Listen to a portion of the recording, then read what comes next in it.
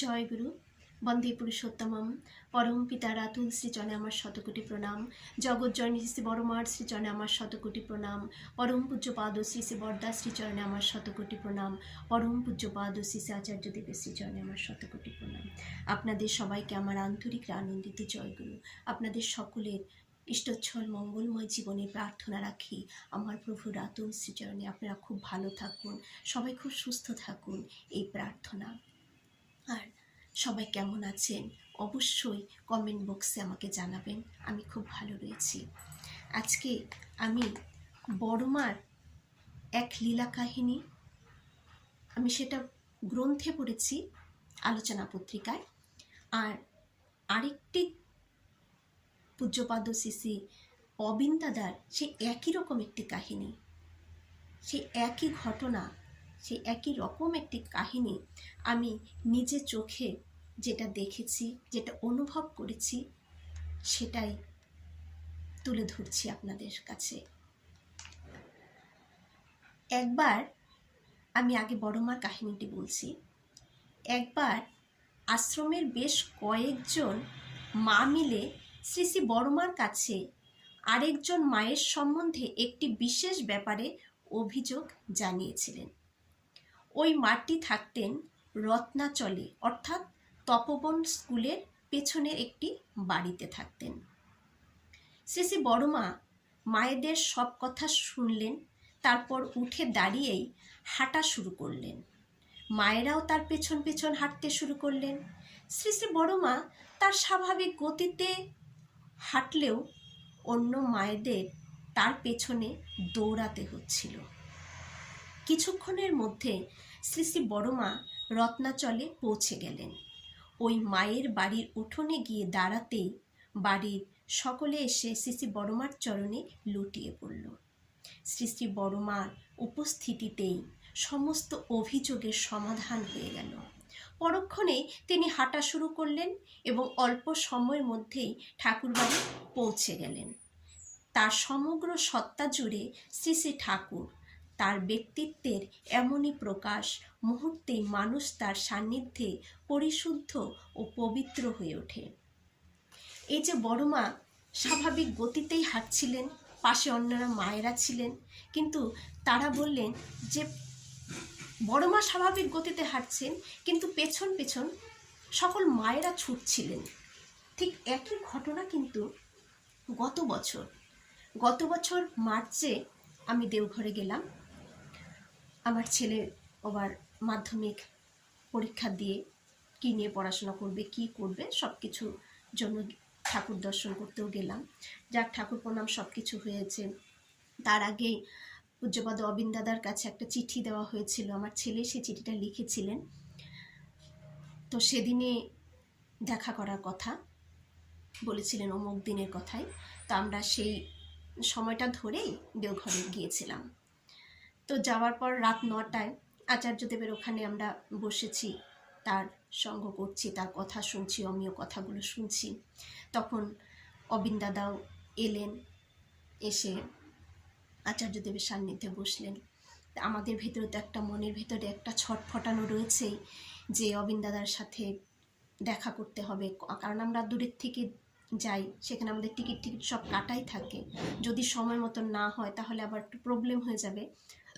তো যাই হোক, এখন অবিন দাদা বসবেন কি বসবেন না সেটাও বুঝতে পারছি না। তো আমি আর আমার ছেলে কি করলাম, ওই আচার্যদেবের ওই সামনে ওখান থেকে উঠে গিয়ে ওই নাটমণ্ডপের পেছন দিকটা গিয়ে দাঁড়িয়ে থাকলাম। তো এক গুরু ভাই যে আচার্যদেবের ভেতরে থাকেন, তো সে তখন বাইরে ছিলেন। তো আমি তাকে জিজ্ঞাসা করলাম যে পূজনীয় অবিন দাদা কি বসবেন আজকে? তখন তিনি বললেন যে ঠিক তো বলতে পারছি না, এখন তিনি কি করেন জানি না। এই কথা বলার সাথে সাথে অবিন দাদা নাটমণ্ডপ থেকে বেরিয়ে এলেন। বেরিয়ে এসে ওই দাদার কাছে এসে দাঁড়ালেন। তো আমরা আবার একটু পিছনে গিয়ে তখন দাঁড়ালাম। তখন অবিন দাদা আমাদের দিকে চাইলেন যে একটা বোতল দিয়ে সুন্দর করে তিনি তার ভঙ্গিমে জল খাচ্ছিলেন। জল খেয়ে হঠাৎ করে এভাবে হাত দিয়ে সবাইকে ডাকলেন, সবাই চলে আসো।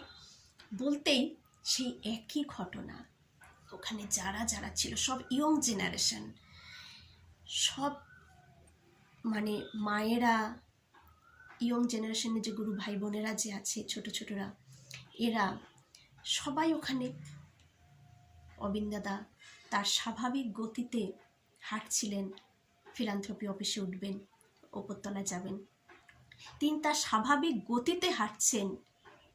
কিন্তু একই সাথে তার পাশে, আমি না বাদই দিলাম, আমি অনেক না পেছনে পড়ে গেলাম, আমি আমারটা বাদই দিলাম, কিন্তু একদম ইয়ং ছেলেরা যারা অবিন দাদার সাথে হাঁটা শুরু করলেন, আমি না একটু পেছনে ছিলাম, কিন্তু ওনারা তো সাথে হাঁটা শুরু করলেন, কিন্তু অবিন দাদার হাঁটার সাথে কিন্তু তারা পাচ্ছেন না। অবিন দাদা কিন্তু আবার স্বাভাবিকভাবেই হাঁটছেন, তিনি কিন্তু কোনো স্পিডে দৌড়ে হাঁটছেন না, স্বাভাবিক গতিতে তিনি হেঁটে চলেছেন। কিন্তু তার সাথে সব সেই ইয়ং ছেলেমেয়েরা দৌড়চ্ছে, দৌড়ে দৌড়ে যাচ্ছে। আমরাও এত দৌড়াচ্ছি, দৌড়াতে দৌড়াতে হাঁপিয়ে যাচ্ছি, কিন্তু অবিন দাদা স্বাভাবিক গতিতে ওপরে উঠে গেলেন। এটা কিভাবে সম্ভব? এখানেই তো আমাদের বুঝে নেওয়ার পালা।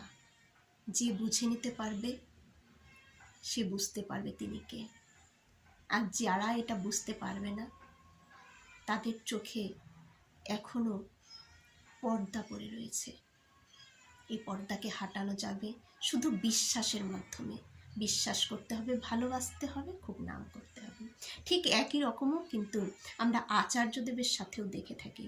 আচার্যদেব যখন প্রার্থনায় যান, আচার্যদেব স্বাভাবিক গতিতেই হাঁটছেন, পাশের সবাই এত স্পিডে হাঁটছেন যে তারা হাঁপিয়ে যাচ্ছেন।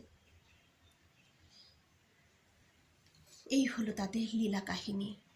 আমরা তাদের ধরে চললে, তাদের কথা মতন যদি চলি, জীবনকে যদি চালিত করি, আমার সন্তান সন্ততিদের যদি ইষ্টের সাথে, আদর্শের সাথে যুক্ত করে দিয়ে দেওঘরের কথা মতন যদি তাদের চালাই এবং তাদের ভেতরে এই কথাগুলো ঢুকিয়ে দিই যে জীবন চলনায় আদর্শকে শরণাপন্ন হয়ে চললে তোমার জীবন সুন্দর, সুষ্ঠু, সুস্থ হবে, তবে কিন্তু আমরা সবাই ভালো থাকবো, ভবিষ্যৎ ভালো থাকবে, সমাজ ভালো হয়ে উঠবে।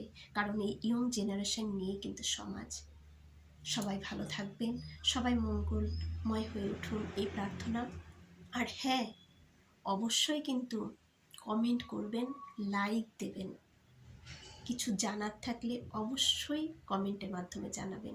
কেমন আছেন সেটাও জানাবেন। খুব ভালো থাকুন আপনারা। জয় গুরু, বন্দে পুরুষোত্তম।